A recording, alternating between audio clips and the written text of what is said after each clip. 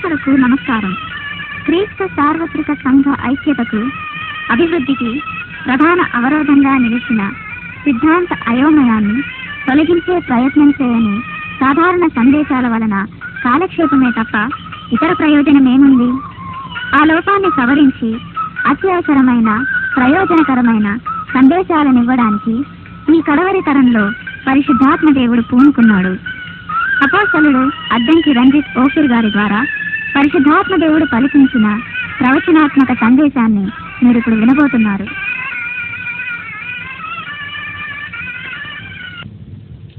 ప్రకటన గ్రంథము 10వ అధ్యాయం 7వ వచనం. 7వ దూత పలుకు దినములలో అతడు బూర ఊదబోవుచుండగా దేవుడు తన దాసులకు ప్రవక్తలకు తెలిపిన సువార్త ప్రకారము దేవుని మర్మము సమాప్తమగునని చెప్పాను. ప్రభునందు ప్రియులారా, చదవబడినటువంటి లేఖన భాగంలో 7వ దూత పరలోకములో తన బూరను ఊదినప్పుడు జరిగే సంభవము చెప్పబడింది. ప్రకటన గ్రంథములో 7 బూరలను గూర్చి వ్రాయబడిందన్న సంగతి మనకందరికీ విదితమే, తెలిసిన విషయమే.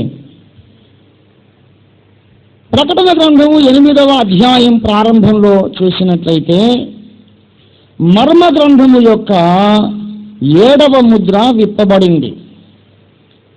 పద్మాసులంకలో పరవాసిగా కారాగార శిక్షను అనుభవిస్తున్నటువంటి, ఏకాంతవాస శిక్షను అనుభవిస్తున్నటువంటి అపోస్తలుడైన యోహాను దగ్గరికి పునరుద్ధానుడైన ప్రభువు మహిమదేహధారిగా దిగి వచ్చాడు.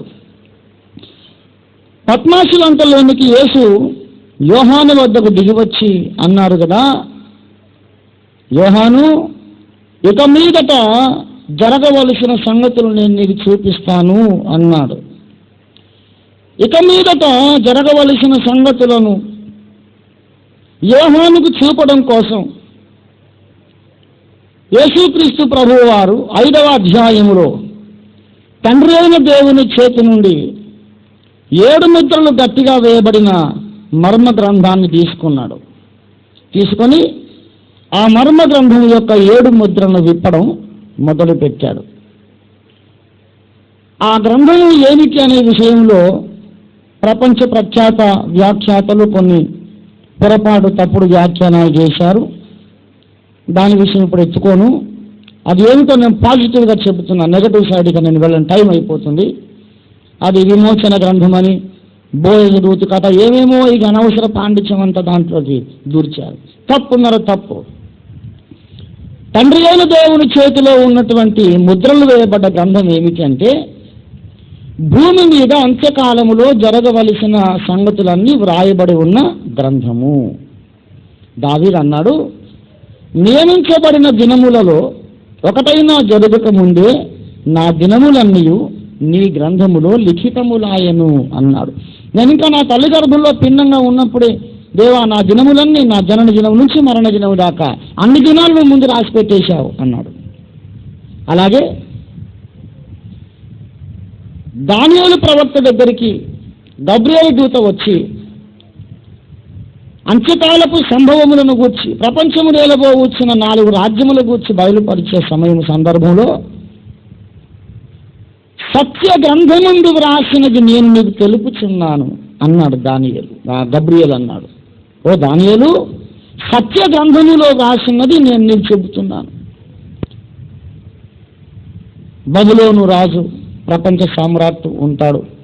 ఆ తర్వాత మాదీయ పారసీక రాజ్యం ఉంటుంది. ఆ తర్వాత గ్రీకుల సామ్రాజ్యం ఏర్పడుతుంది. దానియేలు, నువ్వు బబులోను రాజ్యం చూసేసావు, ఇప్పుడు పారసీక రాజ్యం చూస్తున్నావు. ఈ పారసీకుల రాజ్యం అయిపోయాక గ్రీకు సామ్రాజ్యం స్థాపించబడుతుంది.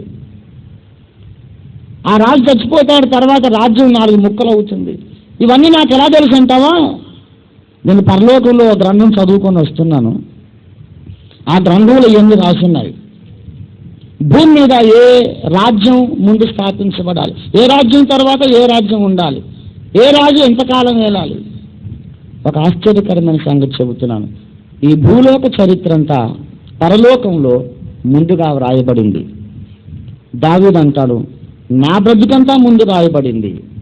ఈ ప్రపంచ చరిత్రలో జరుగుతున్న కార్యాలు కానీ దేవుని భవిష్య నిర్ణయం ప్రకారం తప్ప ఏది కూడా యాక్సిడెంటల్గా జరగడం లేదండి. Nothing is accidental in your life or in this world history. It's all planned by God almighty before the foundation of the universe. అసలు విశ్వానికే పునాది లేకముందు దేవుని మైండ్లో అన్ని ముందు డిసైడ్ చేసేశాడు.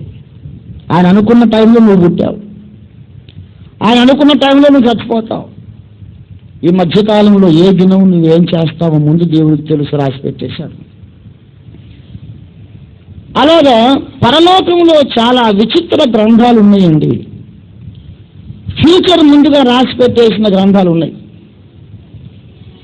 అలాంటి ఒక గ్రంథం ఇప్పుడు తండ్రి అయిన దేవుని చేతిలో ఉంది. ఈ ప్రకటన 5వ అధ్యాయంలో తండ్రి అయిన దేవుని చేతిలో 7 ముద్రలు గట్టిగా వేసిన గ్రంథం ఒకటి ఉన్నదట. ఆ గ్రంథంలో ఏమున్నదంటే అంత్యకాలంలో జరగవలసిన సంగతులు రాయబడి ఉన్నాయి. ఆ సంగతులు యోహానుకు తెలియజెప్పాలంటే ఆ ముద్రలన్నీ ఒకటొకటి తీయాలి. ముద్రలు తీయగలిగిన సమర్థుడు ముల్లో కాళ్ళు ఎవడూ లేడు. వధింపబడిన దేవుని గొర్రె పిల్ల యూదా గోత్రపు సింహం క్రీస్తునాథుడు తప్ప ఆ భవిష్య మర్మాల గ్రంథ ముద్రలు విప్పడానికి ఎవడు యోగ్యుడు కాడు. కనుక ఆయన విప్పడం మొదలు పెడుతున్నాడు. ఆయన ఆ గ్రంథపు ముద్రలు విప్పటం 8వ అధ్యాయంలో ముగించాడు. 6వ అధ్యాయం మొదలుపెట్టాడు. 1 ముద్ర తీశాడు, 2 ముద్ర తీశాడు, ఆఖరికి 7వ ముద్ర 8లో తీశాడు. 8వ అధ్యాయంలో ఆ గ్రంథం టోటల్గా మొత్తం ఓపెన్ అయిందన్నమాట. ఇంకా లోపల చూస్తున్నాడు. జరగవలసిన సంగతిలో ముందు కనపడింది ఏంటంటే 7 దూతలు ఉన్నారు. దేవుని సన్నిధిలో నిలిచే 7 దూతలు ఉన్నారు. వాళ్ళ చేతుల్లోకి 7 బూరలు ఇవ్వబడ్డాయి. ఆ 7 దూతలు బూరలు ఒకటి తర్వాత ఒకటి ఊదుచూ ఉండగా భూమి మీద కొన్ని సంఘటనలు జరుగుతూ ఉన్నట్లుగా యోహానుకు కనబడింది. అంత్యకాలంలో జరగబోతున్న ముఖ్య సంఘటనల్లో ఒకటేమిటంటే పరలోకమందున్న 7 దూతలు బూరలు ఊదబోతున్నారు. వాళ్ళు బూరలు ఊదుతుండగా భూమి మీద వాటి ఫలితంగా కొన్ని దారుణమైన సంభవాలు జరుగుతాయి. బూరలు ఊదబడేది పరలోకంలో, ఫలితాలు సంభవించేది భూలోకంలో. మొదటి 6 బూరలు తెగుళ్ళు అన్నమాట. మొదటి దూత బూర ఊదినప్పుడు రక్తముతో మిళితమైన అగ్ని వడగండ్లు పుట్టి భూమిపైన పడవేయబడతాయి. అంత్యకాలంలో నిజంగా జరుగుతుందండి. ఎక్కడి నుంచి వస్తాయో ఆకాశం నుంచి వడగండ్లు పడతాయి. దాంట్లో ఎర్రటి నెత్తురు ఉంటుంది, అగ్ని కూడా. వడగండ్లు అంటే మంచు ముక్కలు కదా. వడగళ్ళు అంటే ఏంటి? ఐసు ముక్కలు, మంచు ముక్కలు. మంచు ముక్కలు అగ్ని కలిసి ఉంటాయా అండి? మంచుకు తడికి అగ్ని ఆరిపోవాలి, అగ్ని వేడిమికి మంచు కరిగిపోవాలి. ఇదన్నా జరగాలి, అదన్నా జరగాలి. మంచు అన్న కరగాలి, అగ్ని అన్న ఆరాలి. ఆ 2 బాగానే ఉంటాయి. అగ్ని వడగండ్లు, మళ్ళీ రక్తం అంటే అందులో మళ్ళీ అదొకటి ఎక్కడి నుంచి వచ్చిందో. భూలోకం అంతటా ఈ వర్షం పడుతుంది. భూలోక వాసులు బెంబేలెత్తిపోతారు. ఎక్కడి నుంచి వస్తుంది వర్షం? ఈ నెత్తురు ఏంటి? మా వాకిట్లో ఇంటి మీద అంతా నెత్తురు, వడగండ్లు, అగ్ని ఏంటిది? భూలోక నివాసులు ధైర్యం చెడి కోలుతారు, దాన్ని క్రీస్తు సంఘం మాత్రం ధైర్యం తెచ్చుకుంటారు. ఓహో, ఈ రక్తము అగ్ని వడగండ్లు మిళితమై పడ్డాయంటే పరలోకంలో మొదటి దూత బూర ఊదాడన్నమాట. దేవుని స్తోత్రం, హల్లెలూయా అని సంతోషపడతారు. దేవుని స్తోత్రం, హల్లెలూయా, హల్లెలూయా. 2వ దూత బూర ఊదినప్పుడు అగ్ని చేత మండుచున్న పెద్ద కొండ వంటిది సముద్రంలో పడుతుంది. సముద్ర ప్రాణుల్లో 3వ భాగం చచ్చిపోతాయి, ఓడల్లో 3వ భాగం నాశనం అవుతాయి. సముద్రపు నీరంతా నెత్తురు అయిపోతుంది. సముద్రం అంతా రక్తమాయను అని రాయబడింది. 3వ దూత బూర ఊదినప్పుడు మాచిపత్రి అనే విషపు నక్షత్రం భూ వాతావరణంలో ప్రవేశిస్తుంది. దాని ఫలితంగా మంచినీటి జలధారలు, వనరులన్నీ విషం అయిపోతాయి. దానివల్ల మనుషులు అనేకులు చచ్చిపోతారు. అంత్య దినాలు జరుగుతుందండి. ఎప్పుడు వచ్చే నీళ్ళే, ఎప్పుడు నూతిలో నీళ్ళు తోడుకుని ఆ నుయ్యే, ఎప్పుడు తాగే నీళ్ళు ఆ రోజు తాగి తోడుకొని తాగంగానే చచ్చిపోతారు మనుషులు. దేవుని బిడ్డలారా, 4వ దూత బూర ఊదినప్పుడు సూర్య చంద్ర నక్షత్రాలలో 3వ భాగం కొట్టబడతాయంట. సూర్యుడు పగటిలో 3వ భాగం ప్రకాశించడు. చంద్రుడు నక్షత్రాలు రాత్రిలో 3వ భాగం ప్రకాశించరు. 3వ భాగం అంటే ఎంత? పగలు 12 గంటలు ఉన్నాయి, రాత్రి 12 గంటలు ఉన్నాయి. 12లో 3వ భాగం అంటే 3 4 12, 4 గంటలు అన్నమాట. పగటిలో 4 గంటల సమయము సూర్యుడు అంధకారం అయిపోతాడు. అంటే అర్థం ఏంటంటే ఉదయం 6 గంటలకు సూర్యోదయం అవుతుంది, మధ్యాహ్నం 2 గంటలకి చీకటి అయిపోతుంది. ఉదయం 6 గంటలకు పొద్దు పొడుస్తుంది, మధ్యాహ్నం 2 గంటలకు చీకటి. సరే, సాయంత్రం 6ంటికి 7ంటికి చంద్రుడు వస్తాడేమో, ప్రకాశం వస్తుందంటే 6 నుంచి 4 దాకా రాత్రి 3వ భాగం కూడా చంద్రుడు ప్రకాశించడు. రాత్రి 10 గంటలకు చంద్రోదయం అవుతుంది. అంటే మధ్యాహ్నం 2 గంటల నుంచి రాత్రి 10 గంటల దాకా చిన్న చీకటి, ఆకాశం అంతా నల్లగా కంబల్లాగా. సూర్యుడు ఉండడు, చుక్కలు ఉండవు, చంద్రుడు ఉండడు. ఎప్పుడైతే ఈ సంగతి జరిగిందో దేవుని సంఘమునకు అర్థమైపోతుంది. ఎన్నవ బూర ఊదబడిందని? 4వ బూర ఊదబడింది. తర్వాత 5వ బూర ఊదినప్పుడు మిడతలు అనే దారుణమైన జీవులు భూమి మీదకి వస్తాయి. అవి పేరుకు మిడతలే కానీ నిజానికి మిడతలు కావు. వాటి రూపము యుద్ధమునకు సిద్ధపరచబడిన గుర్రములంతా ఉన్నదంట. అంటే అంత ఎత్తుంటాయి అన్నమాట. వాటికి మనిషి ముఖాలు ఉంటాయి, మనిషి కళ్ళు, మనిషి ముక్కు, నోరంతా మనిషి ముఖం. వెంట్రుకలేవో పొడుగాటి చక్కటి స్త్రీల కురుల వంటి కురులు, తల వెంట్రుకలు. గుర్రం లాగా వెనుక శరీరం ఉంటుంది, తోకేమో బుష్మని పడగెత్తి నాగుపాము లాగా లేస్తుంది, కూరలు ఉంటాయి. అందమైన స్త్రీ పెదవులు, మానవ పెదవులు కానీ కూరలు. ముందుకొస్తే కరుస్తాయి, కాటేస్తాయి. వెనకున్నటువంటి తోకతో అవి మనుషులను హాని చేస్తాయి. వాటి వలన ఉండే బాధ తేలు గుట్టినప్పుడు ఉండే బాధలాగా ఉంటుంది. 150 దినాలు ప్రపంచమంతా కోట్ల కోట్ల కోటాన కోట్ల కొలది ఉంటాయి ఈ ప్రాణులు. ఈ ఏంటివి, ఎక్కడి నుంచి వచ్చినాయి? ఎప్పుడో మనం డైనోసార్లు ఉన్నాయని చదువుకున్నాం, అలోసారస్ ఉన్నాయని చదువుకున్నాం, ఏదేదో చదువుకున్నాం. కానీ ఎక్కడి నుంచి వచ్చినాయిరా బాబు? ఏనాడు శాస్త్రవేత్తలు చెప్పలేదు. ఎక్కడి నుంచి వచ్చాయని భూనివాసులు బెంబేలు అయిపోతారు. ఆ దినాలలో దేవుని సంఘం ఇక్కడే ఉంటుంది. 6వ దూత బూర ఊదినప్పుడు యూఫ్రటీస్ అనే మహానది దగ్గర 4 దుష్టదూతలు అదృశ్యంగా ఇప్పుడే ఉన్నారు. మనం వెళ్తే కనబడరు, అదృశ్యంగా ఉంటారు. ఇప్పుడు బంధించబడి ఉన్నారు. ఆ దుష్టదూతలు గత కాలంలో ఎప్పుడో పాపం చేశారు దేవుని రాజ్యంలో. దేవుడు పడద్రోసి భూమి మీద వాళ్ళని బంధించి పెట్టాడు. భూమి మీదనమ్మా యూఫ్రటీస్ నది దగ్గర ఒక్కొక్కడి కింద 5 కోట్ల గుర్రపు రౌతులు ఉన్నారు. ఈ గుర్రపు రౌతులు ఏం చేయరు, ఈ గుర్రాలే వాళ్ళ యొక్క ఆయుధాలు. వాడికి ఇనుప మైమరుగులు ఉన్నాయి, శిరస్త్రాణాలు పెట్టుకున్నారు. అశ్వికుడు ఒక్కోడి కింద 5 కోట్ల 5 కోట్ల 5 కోట్ల 5 కోట్ల అంటే 20 కోట్ల గుర్రాలు వేగంగా మెరుపులాగా భూలోకం అంతా పర్యటిస్తాయి, సంచరిస్తాయి. అవి గుర్రాలు నోరు తెరిచినాయంటే అగ్ని, ధూమము, గంధకము పిచ్చికారి కొట్టినట్టు కొడతాయి. అవి 1 గంట సేపు ఉంటాయి అంతే, ఓన్లీ 1 అవర్. ఆ దినమున, అదే సంవత్సరం, అదే నెల, అదే గంటకు సిద్ధపరచబడిన 20 కోట్ల గుర్రపు రౌతులు. ఆ ఒక్క దెబ్బకు 1 గంటలో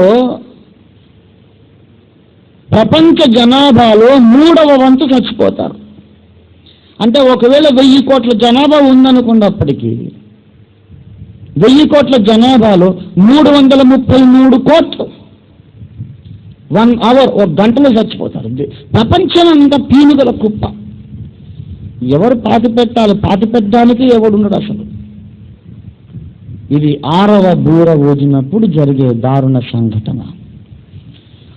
ఏడవ దూత బూర ఊదినప్పుడు ఏం జరుగుతుంది? ఏం జరుగుతుందంటే ప్రియులారా, మిడతలు రావు, గుర్రాలు రావు, అగ్ని వడగండ్లు కురవవు, ఇవేమీ జరగవు. ఇవేమీ జరగకుండా ఇంకేదో విచిత్రమైన సంఘటన జరుగుతుందట. అదేంటంటే ఏడవ దూత బూర ఊదబోచుండగా దేవుని మర్మము సమాప్తమగును. దేవుని మర్మము సమాప్తమగును అనగా అర్థం ఏమిటి? దేవుని మర్మం అనగా ప్రియులారా గమనించండి, దేవుని రక్షణ సంకల్పములో బహిరంగమైన జగద్విదితమైన సత్యం ఒకటి ఉన్నది, అనేకులకు తెలియని మరుగైన సంగతి ఒకటి ఉన్నది. అందరికీ తెలిసిన విదితమైన సంగతి ఏంటంటే యూదులు దేవుని ప్రజలు, రక్షణ యూదులలో నుండి కలుగుతున్నది.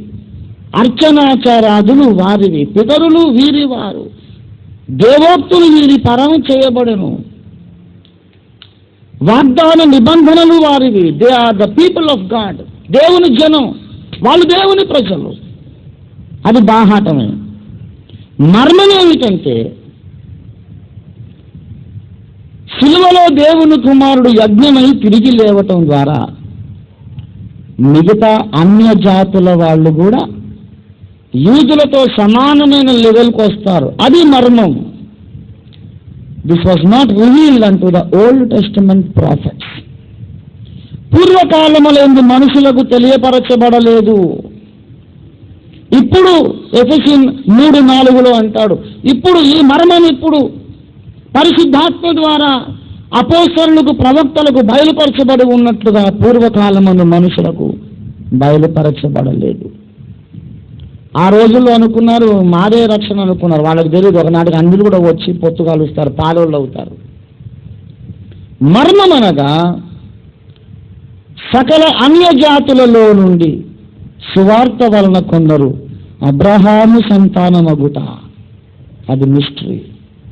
అబ్రహాముకు సంతానమైన ఇస్సాకుకు, దావీదుకు, సొలొమోనుకు, పాత నిబంధన ప్రవక్తలకు, భక్త కోటికి దేవుని వాగ్దానములో ఎంత హక్కు ఉన్నదో భారతదేశం నుండి, చైనా నుండి, ఆఫ్రికా నుండి వచ్చే క్రైస్తవులకు అదే హక్కు. అన్య జనాంగములు రక్షణ పొందితే మర్మము. ఎఫెసీ 3:6 ఇలా చెబుతున్నాను, 3:5. ఈ మర్మం ఏదనగా అన్యజనులు క్రీస్తు యేసునందు సువార్త వలన యూదులతో సమాన వారసులను, వాగ్దానములో పాలివారలను, ఒక శరీరములో సాటి అవయవములనై ఉన్నారు అన్నదియే ఈ మర్మం. బాగా గమనించండి. ఈ మర్మము ఇప్పుడు ప్రవక్తలకు, దేవుని ప్రవక్తలకు, పరిశుద్ధులకు ప్రవక్తలకు, అపోస్తలులకు బయలుపరచబడింది. ఎఫెసీ 3:6 ఏమన్నాడంటే ఈ మర్మము ఇప్పుడు దేవుని దాసులకు, ప్రవక్తలకును, అపోస్తలులకు, దేవుని పరిశుద్ధులకు, అపోస్తలులకును, ప్రవక్తలకును బయలుపరచబడి ఉన్నది. అదే మాట ప్రకటన 10:7 ఉంది. దేవుడు తన దాసులకు, ప్రవక్తలకు బయలుపరిచిన మర్మం. ప్రవక్తలకు దేవుడు అంత్యకాలంలో బయలుపరిచిన మర్మం అని ఎఫెసీ 3:6 ఉంది, ప్రకటన 10:7 ఉంది. ఇంకో మాట, ఇది దేని ప్రకారమైన మర్మమట? ప్రకటన 10:7 సువార్త ప్రకారమైన మర్మము అన్నాడు. సువార్త ప్రకారమైన మర్మం. అక్కడికి రండి. ఎఫెసీ 3:6 అన్యజనులు క్రీస్తు యేసులో యూదులతో సమాన వారసులు దేని ద్వారా అవుతున్నారు? సువార్త ద్వారా అవుతున్నారు. కనుక సువార్త వలనైన మర్మం అనేది ఎఫెసీ పత్రికలో ఉంది, ప్రకటనలో కూడా ఉంది. ప్రవక్తలకు ఇప్పుడు కొత్తగా బయలుపరచబడిన మర్మం అని ఎఫెసీ పత్రికలో ఉంది, ప్రకటన 10:7 ఉంది. కనుక ఎఫెసీ 3:6 ఉన్న మర్మమే ప్రకటన 17లో ఉన్న మర్మం అదే ఇది. దానికి అర్థమేమిటనగా దేవుడు తన దాసులకు ప్రవక్తలకు తెలిపిన ఆ మర్మము ఇప్పుడు 7వ దూత బూర ఊదబోచుండగా ఏమగును? సమాప్తమగును. అంటే అర్థమేమిటంటే అన్య జనాంగములలో నుండి దేవుడు తన కొరకు కొందరు ప్రజలను ఏర్పాటు చేసుకొనుటనే కార్యక్రమం సమాప్తమగును. 7వ దూత బూర ఊదక ముందు ఇక ఒక్క క్షణం అయితే ఊదుతాడనగా దేవుడు అన్య జనాంగములకు తన గేట్లు మూసేస్తాడు. ఒకప్పుడు బార్లో తెరిచాడు గేట్లు. వెళ్ళండి నా శిష్యులారా, అపోస్తలులారా, సమస్త జనములను నా శిష్యులుగా చేయండి, సర్వలోకానికి వెళ్ళండి, సర్వ సృష్టికి సువార్త ప్రకటించండి, నమ్మిన వారికి బాప్తిస్మాలు ఇవ్వండి, make disciples of the all world of all nations. సర్వ సృష్టి, సమస్త జనములు, ఇంకా హద్దంటూ లేదు. ఎక్కడ మనుషులు కనబడితే వాడు ఏ జాతి అయినా కానీ నా సులువ సువార్త వాళ్ళకి చెప్పండి, నమ్మితే బాప్తిస్మం శిష్యునిగా చేయండి. సమస్త జనులకు గేట్లు బార్లా తెరిచిన దేవుడు 7వ దూత బూర ఊద సిద్ధంగా ఉండగా గేట్లు మూసేస్తాడు. ఇంకా no more gentiles coming in to my family. Hereafter only the seed of Abraham can be saved. 7వ దూత బూర ఊరేశాక ఇక అబ్రహాము సంతానమైన శరీర సంబంధమైన ఇశ్రాయేలే రక్షింపబడాలి తప్ప అన్యుడెవడు రక్షింపబడ్డానికి వీలు లేదు. అందరూ రక్షణ పొందే కాలము ముగించబడింది, మర్మము సమాప్తమైంది. 7వ దూత బూర ఊదినప్పుడు కాదు మర్మం సమాప్తం అయ్యేది. శ్రద్ధగా గమనించాలి. 7వ దూత బూర ఊదబోవుచుండగా అంటే ఇక కొద్ది నిమిషాలు, ఒక అరగంటను అయితే ఊదుతాడు ఆయన. ఈ లోపల తక్కువ దేవుడు గేట్లు మూసేశాడు. శ్రద్ధగా వినండి మాట. బూర ఊదబోవుచుండగా, 7వ దూత బూర ఊదబోవుచుండగా అన్య జనుల యొక్క సమకూర్పు ముగించబడుతుంది. బూర తీరా ఊదేశాక ఏం జరుగుతుంది అంటే అంతవరకు రక్షణ పొందిన వారందరూ ఎత్తబడతారు. ఈ 7వ దూత బూర సంఘము ఎత్తబడే బూర. ప్రియులారా, క్రీస్తు సంఘము శ్రమల కాలానికి ముందే ఎత్తబడుతుందని చెప్పిన బోధ తప్పు అని నిన్న రాత్రి నేను ఖండితంగా ప్రకటించాను. It is an utterly wrong doctrine. It's a wrong teaching. అది రాంగ్ అయితే నీ ఎందుకయ్యా బాబు అనవసరంగా దాని జోలికి వెళ్తావని మీరు నన్ను అడగొద్దు. రాంగ్ అయిన ప్రతి దాని జోలికి మనం వెళ్ళాల్సిందే. యోహాను రాసిన పత్రిక 2వ అధ్యాయంలో 21వ వచనంలో ఇలాగ రాయబడింది, ఏ అబద్ధమును సత్య సంబంధమైనది కాదు. సాతానుకున్న పేరు అబద్ధమునకు జనకుడు. ఒకవేళ సంఘము శ్రమల కాలంలో ఉంటుంది అనేది సత్యం అయితే, ఒకవేళ అన్నాను మీరేం కంగారు పడొద్దు. అవునే కాదో మీరు అంతంలో తేలుదురు కానీ, మీరే చెబుదురు కానీ. సంఘము శ్రమల కాలంలో ఉండదు అనేది ఒకవేళ సత్యం అనుకోండి. సంఘము శ్రమల కాలంలో ఉండదు, ముందే వెళ్ళిపోతుంది అనేది ఒకవేళ సత్యం అనుకోండి. అప్పుడు సంఘము శ్రమల కాలంలో గుండా వెళుతుందని నేను చెప్పేది సత్యమా అబద్ధమా? ఒకవేళ శ్రమలు రాకముందే సంఘం ఎత్తబడుతుందని భక్తులందరూ చెబుతున్నది ఒకవేళ అది సత్యమైతే, కాదు సంఘం శ్రమల్లో ఉంటుందని నేను చెప్పేది ఏమవుతుంది? అబద్ధమవుతుంది. ఒకవేళ అన్నానుగా మీరంతా అనుమానం ఎందుకు, భయం ఎందుకండి? ఒకవేళ అది సత్యమైతే ఇది అబద్ధం అవుతా, లేకపోతే రెండు సత్యాలు అవుతాయా? ఒకటి సత్యమైతే ఇంకోటి అబద్ధం. లాలూచి లేదిక, no compromise. And don't be afraid to be frank in the presence of God. Be outspoken, say what you feel. ఒకవేళ సంఘం ముందెత్తబడుతుంది అనేది సత్యమైతే, సంఘం తర్వాత శ్రమల్లో గుండా ఉంటుంది వెళుతుందని చెప్పేది తప్పకుండా ఏమవుతుంది? అబద్ధం అవుతుంది. ఒకవేళ సంఘము శ్రమల కాలంలో గుండా వెళ్ళాలి అనేది నేను చెబుతున్న మాట ఒకవేళ సత్యమైతే, ముందే ఎత్తబడేది ఏం కావాలి? అబద్ధం కావాలి. ఏది అబద్ధమైనా దానికి జనకుడు ఎవరు చెప్పండి? అబద్ధమునకు జనకుడు ఎవరు? అందరూ చెప్పాలి, అబద్ధమునకు జనకుడు ఎవరు? ఒకవేళ వినండి,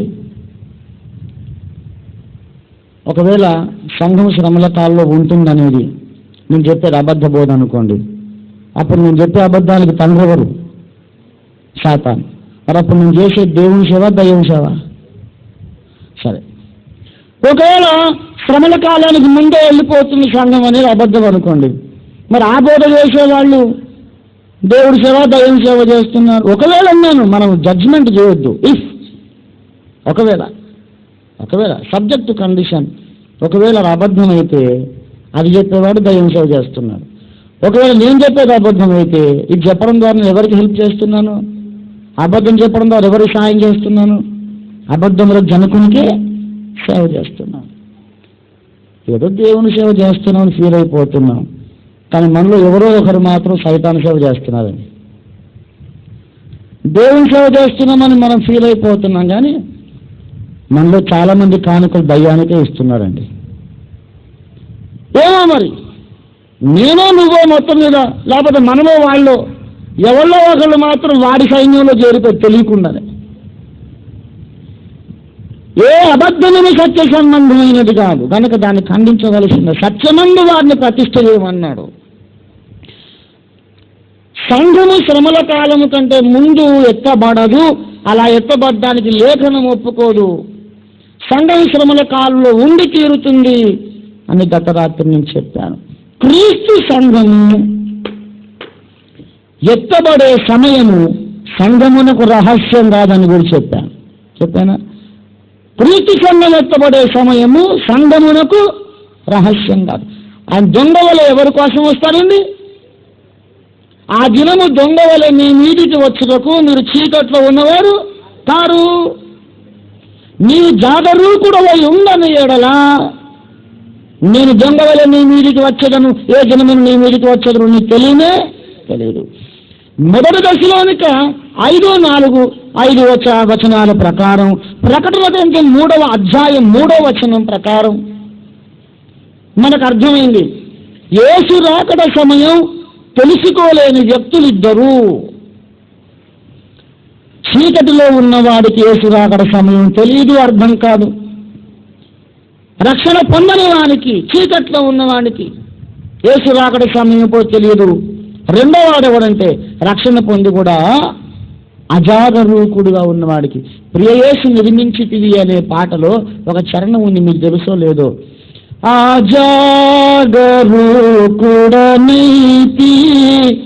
నిజాశ్రయము విడచి కరుణారసముతో నాకై కనిపెట్టితివి తండ్రి, కరుణారసముతో నాకై కనిపెట్టితివి తండ్రి, ప్రియయేసు నిర్మించితివి ప్రియమారణ హృదయం. భక్తుడు ఆ పాట రాసిన భక్తుడు ఎవరో కానీ ఏమంటున్నాడంటే, నేను ఆత్మీయ జీవితంలో ఏమైపోయాను? అజాగరూకుడనైతిని. నీవు జాగరూకుడవై ఉండకపోతే నేను ఏ గడియను వస్తానో నీకు తెలియదు. అంటే జాగ్రత్తగా ఉన్నట్లయితే ఏ గడియను వస్తానో నీకు తెలుస్తుంది. కండిషనల్ కదా. నేను ఒక బాబుకు చెప్పాను అనుకో, బాబు నీవు 10th క్లాస్ పరీక్షలు రాస్తున్నావు, నీవు పాసు కాని ఎడలా, 10th క్లాస్లో ఉత్తీర్ణుడివి కాని ఎడలా నిన్ను 4 మొట్టికాయలు వేసేదను అని అంటే అర్థం ఏంటి? వాడు పాస్ అయితే మొట్టికాయలు అయ్యాను. నువ్వు పాస్ అయిన ఎడలా నీకు కొత్త బట్టలు కొనిచ్చేదను అని అనుకోండి. అంటే అర్థం ఏంటి? ఫెయిల్ అయితే కొనినండి, అంతే కదా. నువ్వు పాస్ అయితే బట్టలు కొనిస్తానంటే వాడు ఫెయిల్ అయ్యి వచ్చి అంకుల్ నాకు బట్టలు కొనిస్తానన్నావా, ఎప్పుడు కొనిస్తానన్నారా? నువ్వు పాస్ అయితే కొనిస్తానన్నాను, పాస్ కాలేదు కాబట్టి కొనియదు. Subject condition. నువ్వు చీకట్లో ఉన్నవాడవైతే ఆ దినం దొంగలాగా వస్తుంది. నువ్వు అజాగ్రత్తగా ఉన్నవాడవైతే ఆ దినం దొంగలాగా వస్తుంది. నువ్వు చీకట్లో లేకుండా అజాగ్రత్తగా కూడా ఉండకుండా నువ్వు జాగరూకుడవై వెలుగులో నువ్వు జీవించేవాడవైతే ఆ టైంకు నిద్రపోతున్నా సరే యేసయ్య వచ్చి లేపి ఇదిగో పెళ్లి కుమారుడు ఎదుర్కొన్నాడని కేక వినబడజేసి ఆయన వస్తాడు. అందుకే చిన్నప్పుడు ఒక పాట ఉండేది, ఏ దినము తెలియదుగా యేసు ప్రభుని రాకడ. చిన్నప్పుడు అంత పాటలు ఏవో పాడు, ఇప్పుడంతా మార్చి పాడుకుంటున్నాను. ఏ దినము తెలియనుగా యేసు ప్రభుని రాకడ, కాదు కాదనక ఇక కాచుకొని ఉండును సదా. మనం ఎన్నో పాడుకున్నాం ఏంటంటే ఆయన ఎప్పుడు వస్తాడో తెలియదని. కానీ దేవుని బిడ్డలారా, ఆయన ఎప్పుడు వస్తాడో వినండి బాగా. జాగరూకులై వెలుగులో సంచరించుచున్న నిజ విశ్వాసులకు తెలుస్తుంది. ఎలా తెలుస్తుందంటే వాక్యమును బట్టి తెలుస్తుంది, లేఖనమును బట్టి తెలుస్తుంది. రాకడ సమయం లేఖనములో స్పష్టంగా చెప్పబడిందండి, మరుగై లేదు. లేఖనమును పరిశోధించేవాడవైతే, వాక్యపు కాంతిలో బ్రతుకుతున్న వాడవైతే నీకు తెలిసేలాగే దేవుడు రాయించాడు. God has specifically revealed the exact time of the rapture. సంఘం ఎత్తబడే సమయాన్ని దేవుడు ముందుగా తెలియపరిచారండి లేఖనములో.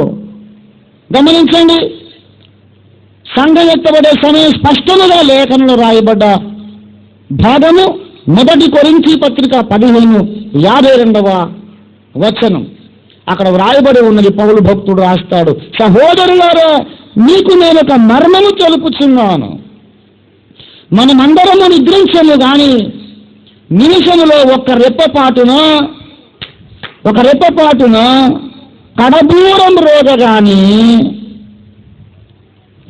కడబూరం రోగగాని మనమందరము మార్పు పొందుదుము. మృతులు అక్షయులుగా లేస్తారు, మనము మార్పు పొందుదుము. ఎప్పుడు? కడబూరం మ్రోగగానే. కడబూర అంటే అర్థం ఏంటి తెలుసా? ఇంగ్లీష్ బైబిల్లో చూడండి, when the last trumpet sounds within the twinkling of an eye. నిమిషములో ఒక రెప్పపాటున కడబూర మ్రోగగానే మృతులు అక్షయులుగా లేస్తారు. దేవుని బిడ్డలారా,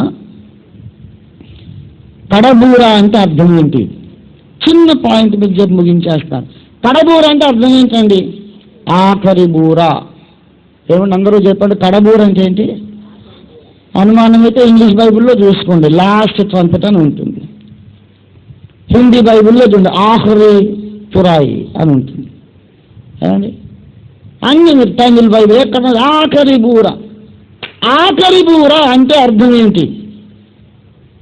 2 అర్థాలు ఉన్నాయి, వినండి. ఆఖరి బూర అంటే 2 అర్థాలండి. దానికంటే ముందు వరుస పెట్టి కొన్ని బూరలు ఊదాడని అర్థం. అంతకుముందు వరుసగా కొన్ని బూరలు ఊదితేనే ఏమవుతుంది? ఆఖరి బూర. అంతకుముందు ఒక్కరు కూడా ఊదకుండా ఇది ఒక్కటే ఊదింది అనుకో, అప్పుడు దీని ఆఖరి బూర అనొచ్చా? అనకూడదు. ముందు వరుస కొన్ని ఊదితేనే ఇది ఆఖరి బూర అవుతుంది. ఆఖరి బూర అనగా దానికంటే ముందు కొన్ని బూర ఎన్నో కొన్ని వరుసగా ఊదాడు. అది మొదటి అర్థం. రెండో అర్థం ఏంటంటే ఇది మోగిన తర్వాత ఇంకా ఒక్కటి కూడా మోగడానికి లేదు. ఈ ఆఖరి బూరం రోజున తర్వాత మళ్ళీ ఇంకోటి ఊడుతున్నాడు అనుకోండి, అప్పుడు ఆఖరికి అవుతుందా? లాస్ట్ బస్ అయినాక ఇంకో బస్సు ఉంటుందా?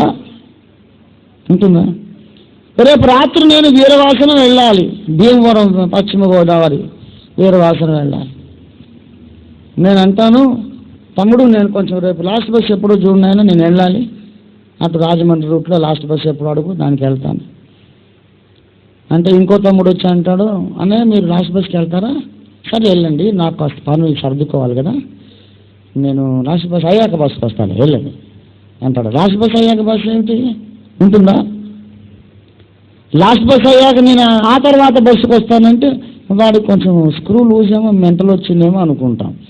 There is no bus after the last bus, and there is no trumpet after the last trump. రాత్రి ఎత్తబడితే, సంఘం ఎత్తబడితే ఇప్పుడు ఒక బూర మ్రోగుతుంది. ఈ రాత్రి సంఘం ఎత్తబడితే లేఖనం ప్రకారం ఇప్పుడు మ్రోగే బూర పేరు ఏం బూర చెప్పాలి విశ్వాసులు? ఇప్పుడు మోగే బూర ఏం బూర అవుతుంది? కడబూర, ఆఖరి బూర. సరే, ఈ రాత్రి సంఘం ఎత్తబడితే ఇప్పుడు కడబూర ఎట్లా మోగుతుందండి? ఇంకా మొదటి బూరే మ్రోగలేదు. మొదటి బూర మ్రోగిందా? మ్రోగలేదు. సరే, ఈ రాత్రి ఒక బూర మ్రోగుతుంది. ముందు సంఘం ఎత్తబడుతుంది. ఎత్తబడిన తర్వాత ఈ ప్రకటనలోని 7 బూరలు మోగినాయి అనుకోండి. ఇప్పుడు ఈ బూర అయిన తర్వాత ఇంకా 7 బూరలు మోగుతుంటే ఈ బూరను కడబూర అనొచ్చా? లాస్ట్ బస్ అయినాక మళ్ళీ 7 బస్సులు పోతుంటే దాని లాస్ట్ బస్ అనొచ్చా? కనుక ముందు సంఘం ఎత్తబడుతుంది, తర్వాత 7 బూరలు మోగుతాయి అనేది కూడా అది కేవలం ఒక హాస్యాస్పదమైన అసత్య బోధ, తప్పుడు బోధ.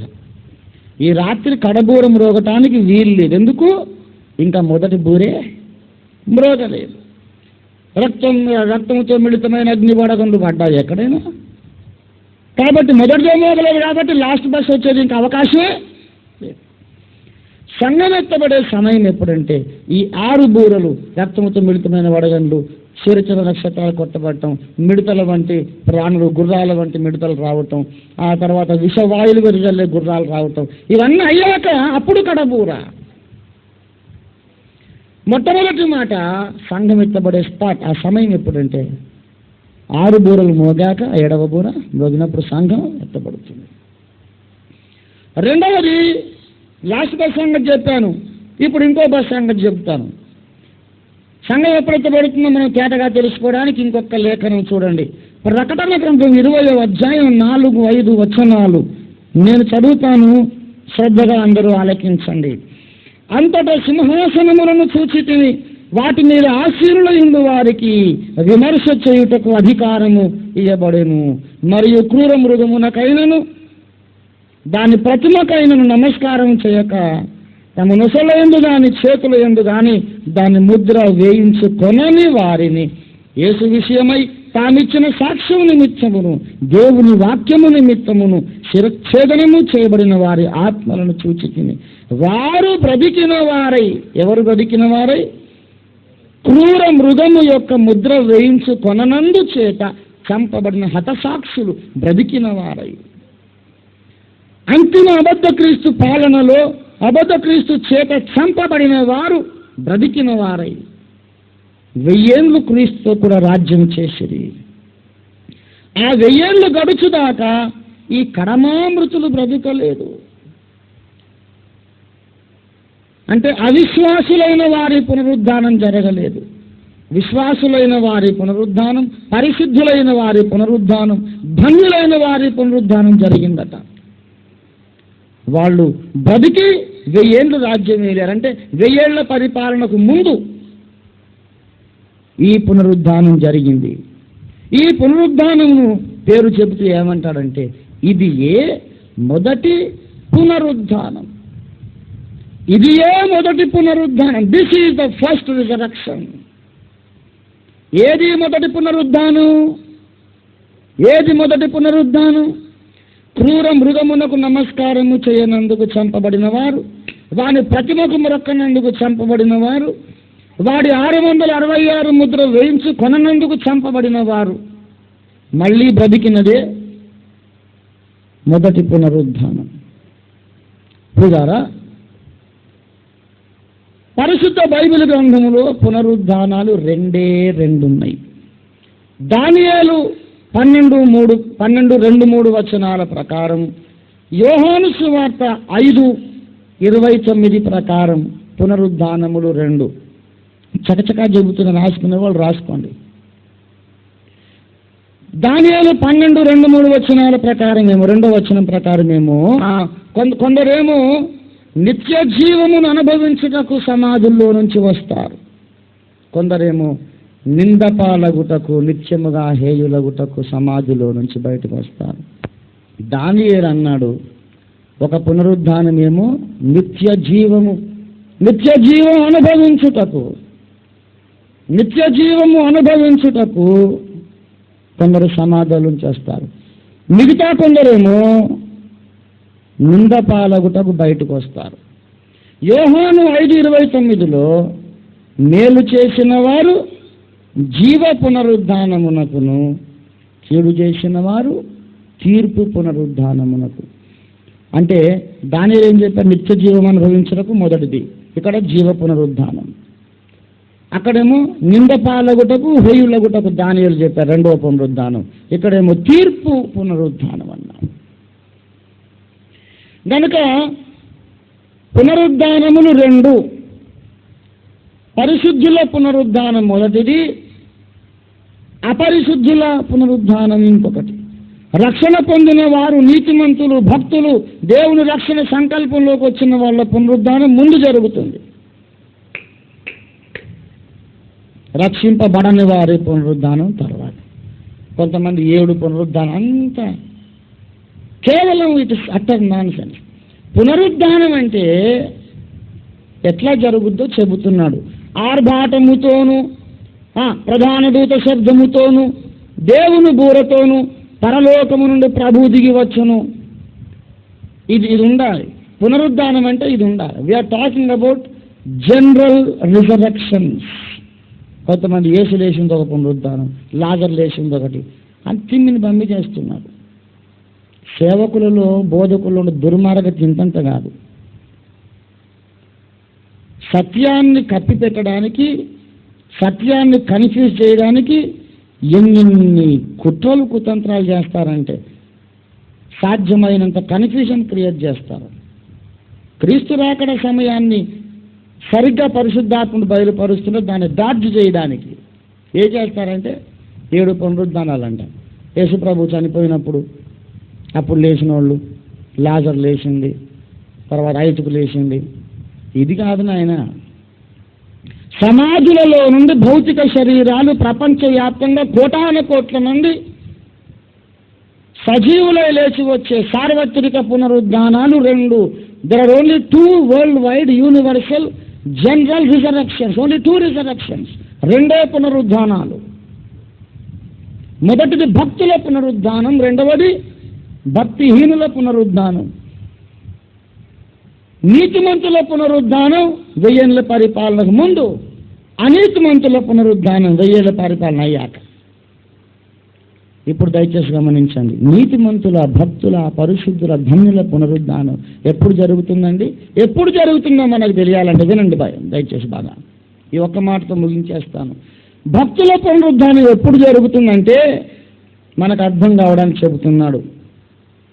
క్రూర మృగమునకు నమస్కారము చేయనందుకు, 666 నంబరు వేయించుకోనందుకు చంపబడిన హతసాక్షుల ఆత్మలు బ్రతికినదే మొదటి పునరుద్ధానం. ఇది ఏ మొదటి పునరుద్ధానం అంటే అర్థం ఏంటి? దీనికంటే ముందు పునరుద్ధానం ఉండదనా లేదనా? రేపు ఉదయమే హైదరాబాద్కి వెళ్ళాలంటే ఫస్ట్ బస్కి వెళ్తానండి అని చెప్పాను అనుకోండి. ఫస్ట్ బస్కి వెళ్ళాలి, అర్జెంటుగా పనుందని హైదరాబాద్కి వెళ్ళాలండి అంటే, ఓ నీవే నా పెద్ద మనగాడు, నీకే అర్జెంట్ ఉందా? నాకు ఇంకా అర్జెంట్ ఉంది. నువ్వు ఫస్ట్ బస్సుకు పోతే నేను దానికంటే ముందు బస్సుకు పోతా అన్నది. అంటే అది ఎక్కడ మెంటల్ కాదు పోయి. ఫస్ట్ బస్సు కంటే ముందు బస్సు ఉంటుందా? ఉంటే దాన్నే ఫస్ట్ బస్సు అంటాం, అంతే కదా. ఫస్ట్ బస్సు కంటే ముందు ఒక బస్సు ఉండదు. మొదటి పునరుద్ధానం కంటే ముందు ఇంకో పునరుద్ధానం ఉండదు. ముందు ఇంకో పునరుద్ధానం ఉంటే ఇది మొదటి పునరుద్ధానం కాదు. ఎన్నోది అవుతుంది? 2వ పునరుద్ధానం అవుతుంది. ఇప్పుడు ఏది మొదటి పునరుద్ధానం? ఏది మొదటి పునరుద్ధానం? మహాశ్రముల కాలంలో 3 వారుల ముద్ర వేయించు కొననందు చేత చంపబడినోళ్ళు. మహాశ్రముల కాలపు హతసాక్షులు బ్రతికినదే ఎన్నో పునరుద్ధానం? మొదటి పునరుద్ధానం. అంటే అంతకంటే ముందు ఒక గుంపు పునరుద్ధానం చెందడానికి వీల్లేదు. ఇప్పుడు ఈ భక్తులందరూ చెప్పుతున్న దాన్ని బట్టి అసలు శ్రమలే రాకముందు, అబద్ధ క్రీస్తే రాకముందు, 3 వార్ల ముద్రే రాకముందు, క్రూర మృగమే రాకముందు సంఘం ఎత్తబడుతుంది అన్నారు. ఒకవేళ ఈ రాత్రి యేసుబాబు వచ్చాడనుకోండి మధ్యాకాశానికి, ఒకవేళ ఇప్పుడే బూరం రోజుంది అనుకోండి, ఈ తారీఖు కంటే ముందు చచ్చిపోయిన భక్తులందరూ ఏమవుతారు? పునరుద్ధానం చెందుతారు. బ్రతుకున్న భక్తులందరూ మార్చబడ్డ శరీరాలు కలిగి ఎగిరి వెళ్ళిపోతారు. ఆ తరువాత మళ్ళీ యేసు ప్రభు అబద్ధ క్రీస్తు వస్తాడు. యేసు ప్రభు సంఘాన్ని తీసుకెళ్ళాక అప్పుడు అబద్ధ క్రీస్తు వస్తాడు. అప్పుడు మళ్ళీ అబద్ధ క్రీస్తు కొంతమందిని చంపుతాడు. అప్పుడు వాళ్ళు బ్రతికింది ఎన్నో పునరుద్ధానం అవుతుంది, రెండవ పునరుద్ధానం అవుతుంది. అలా కాదు, ఈ రెండు కలిసే మొదటి పునరుద్ధానం. అతి తెలివి ఎక్కడుంది బైబిల్లో? దాన్ని ఏమంటే స్ప్లిట్ రాప్చర్ థియరీ అని. కాదు కాదండి, ముందు పోయిన భక్తులు కూడా పునరుద్ధానం మొదటి పునరుద్ధానమే, అబద్ధ క్రీస్తు చంపిన వాళ్ళు వేసింది కూడా మొదటి పునరుద్ధానం. రెండు 2 స్టేజెస్ ఇన్ ఫస్ట్ రిజరక్షన్ అంటారు కొంతమంది. బైబిల్లో ఎక్కడుంది నాయన? మొదటి పునరుద్ధానములో, భక్తుల పునరుద్ధానములో 2 స్టేజెస్ ఉంటాయి. శ్రమల కాలానికి ముందు కొందరు భక్తులు ఎత్తబడతారు, తర్వాత కొందరు భక్తులు ఎత్తబడతారంటే ఆర్భాటముతోనూ ప్రధాన శబ్దంతోనూ యేసయ్య 2 సార్లు రావాల్సి వస్తుంది. 2 సార్లు వస్తాడు యేసయ్య? ఒకటేసారి. గనుక నీతిమంతులంతా కలిసి పునరుద్ధానం అయ్యేది ఒకటే పునరుద్ధానం. మధ్యాకాశానికి యేసు ఒకసారే వస్తాడు బూరతో. కాబట్టి ఎత్తబడే సంఘం, పరిశుద్ధుల సంఘం, పునరుద్ధానము చెందే దినం ఒకటే. అది ఎప్పుడు వస్తుందంటే చూడండి, చెప్పండి, మీరే ఆలోచించి నాకు చెప్పండి. మొదటి పునరుద్ధానములో ఎత్తబడే సంఘములో క్రూర మృగము చంపిన వాళ్ళు కూడా లేవాలంటే, వింటున్నారా శ్రద్ధగా? క్రీస్తు రాకడ సమయములో పునరుద్ధానము చెందే సంఘములో అబద్ధ క్రీస్తు చంపిన భక్తులు కూడా లేవాలంటే సంఘం ఎత్తబడే దినం ఎప్పుడు రావాలండి? క్రూర మృగం వచ్చిన తర్వాత రావాలనా, లేకుంటే వాడు రాకముందే రావాలా? ఈ రోజు రాత్రి యేసు ప్రభు మధ్యాకాశానికి వస్తే ఈ రోజు రాత్రి సంఘం ఎత్తబడాలి. ఈ రోజు జరిగేది మొదటి పునరుద్ధానం కావాలి. మొదటి పునరుద్ధానం ఈ రోజు జరగడానికి వీలుందా? వీలు లేదు. ఎందుకు లేదు? మొదటి పునరుద్ధానం ఇవాళ జరిగితే ఇవాళ జరిగే పునరుద్ధానంలో క్రూర మృగము చేత చంపబడ్డ భక్తులు ఉండరు. అందరూ వింటున్నారా? ఈ రాత్రే మొదటి పునరుద్ధానం జరిగితే ఈ రాత్రి కొందరు లేచే భక్తులలో అబద్ధ క్రీస్తు చంపిన వాళ్ళు ఉంటారా? అసలు వాడే రాలేదు ఇంకా. గనుక మొదటి పునరుద్ధానం ఎప్పుడు జరగాలంటే అబద్ధ క్రీస్తు వచ్చి కొంతమంది భక్తులు చంపాక అప్పుడు పునరుద్ధానం జరిగితే అందులో క్రూర మృగము చంపిన హతసాక్షులు కూడా లేస్తారు. గనుక ప్రియులారా, సంఘం ఎత్తబడే కాలం ఎప్పుడంటే రానున్న 7 సంవత్సరాల మహా శ్రమల గడ్డు రోజులు ఉన్న 7 సంవత్సరాలు. అందులో మొదటి 42 నెలలు సంఘం ఇక్కడే ఉంటుంది.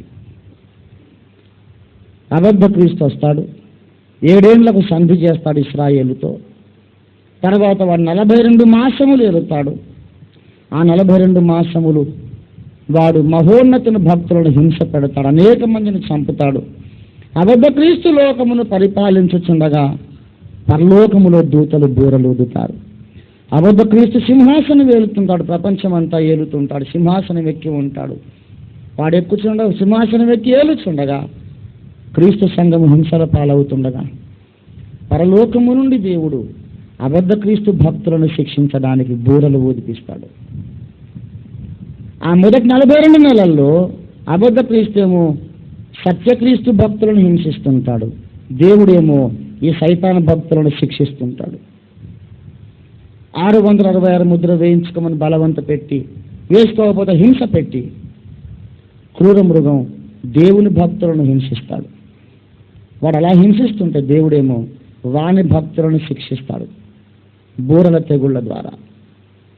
ఎవరెవరు 3 ముద్ర వేయించుకున్నారో వాళ్ళందరికీ విషపు నీళ్ళు వస్తాయి ఇంట్లోకి. వాళ్ళందరినీ తేళ్లు ఆ మిడతలు కరుస్తాయి, గుర్రాలు చంపుతాయి. ఈ దారుణ హింసలు జరుగుతాయి.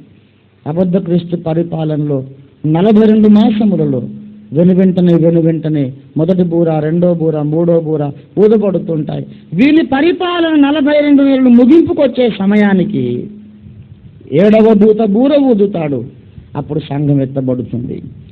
అబద్ధ క్రీస్తు 42 నెలలు పరిపాలించాక యేసు మధ్యాకాశానికి వచ్చి కడబూర మ్రోగిస్తాడు. ముందే 6 బూరలు అయిపోతాయి, 6 బూరలు ఊరేస్తాడు.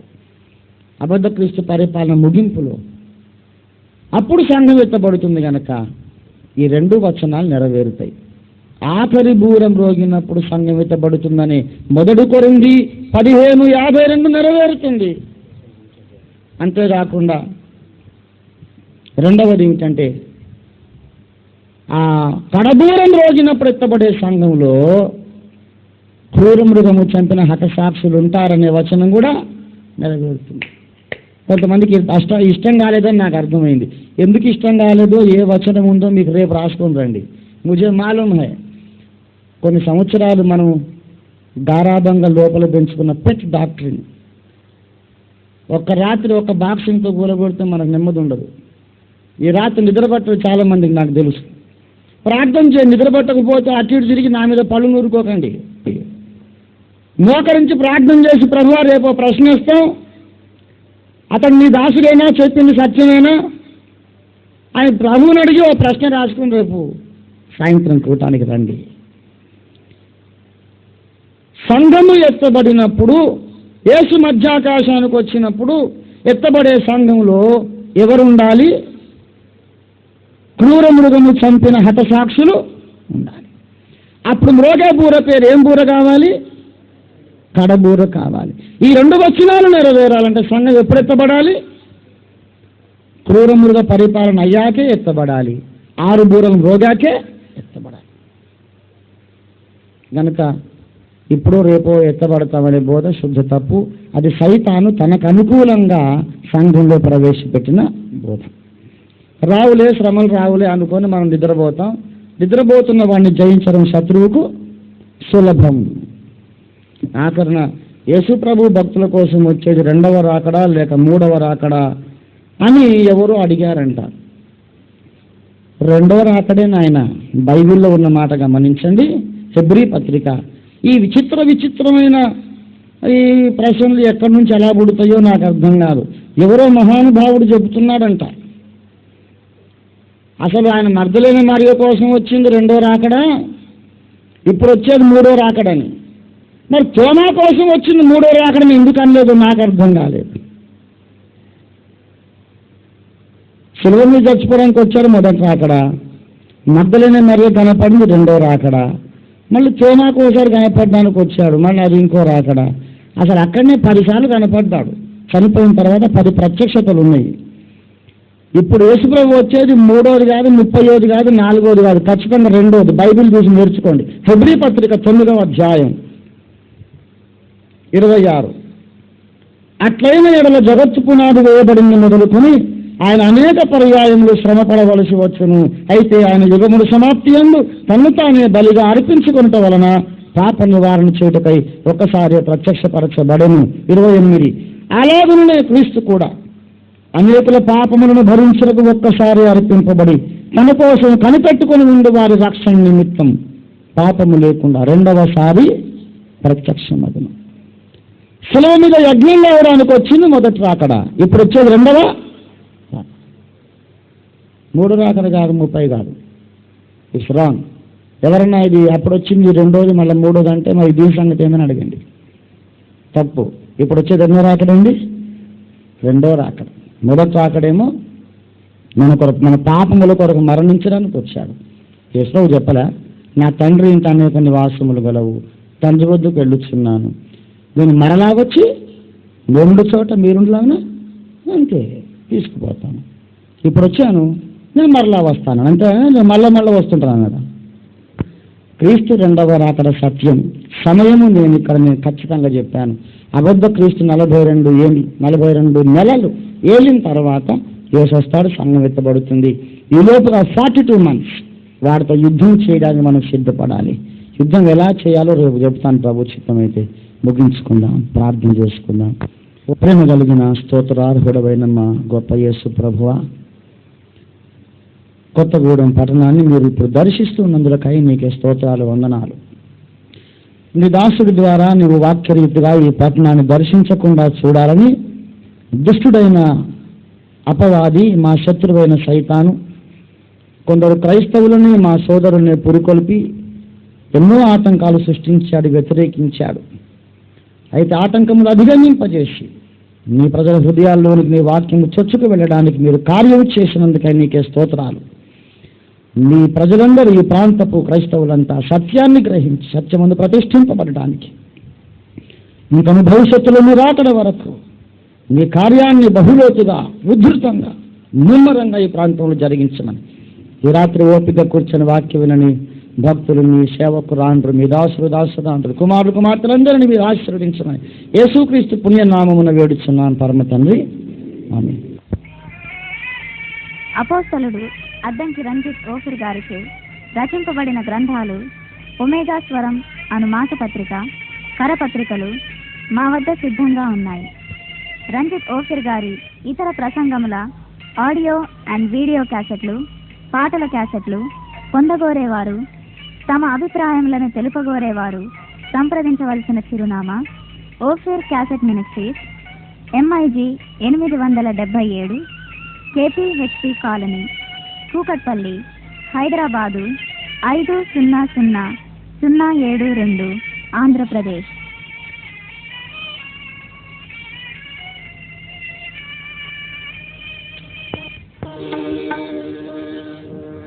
ధన్యుడెవరి జగమునందున ఎవరి భాగ్యము గొప్పది, ధన్యుడెవరి జగమునందున ఎవరి భాగ్యము గొప్పది, ఎవని అధనుషమివ్వబడెను అతని భాగ్యము గొప్పది, అతని భాగ్యము గొప్పది, ధన్యుడెవరి జగమునందున ఎవని భాగ్యము గొప్పది.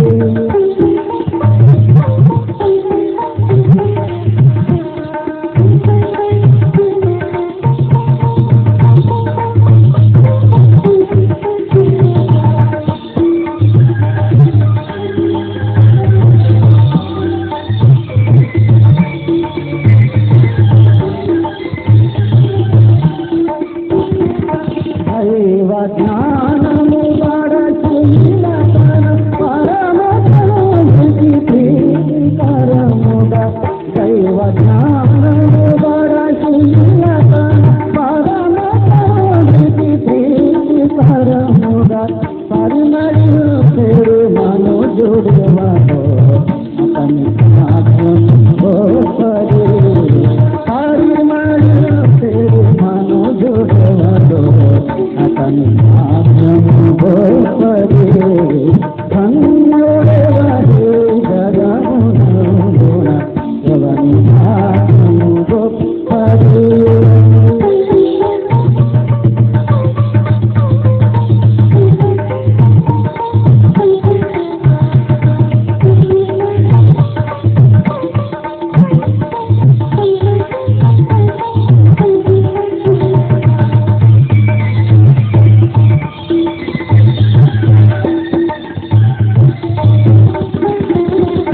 పరమదేవ ప్రణాళికలలో జరుగవలసిన మరుగు విషయము. పరమదేవ ప్రణాళికలలో జరుగవలసిన మరుగు విషయము. ఎరిగి కాకెడు దురుడెవడో అతని భాగ్యం గొప్పది. ఎరిగి కాకెడు దురుడెవడో అతని భాగ్యము గొప్పది. సంగుడెవడే జగమున ఎవని భాగ్యము గొప్పది.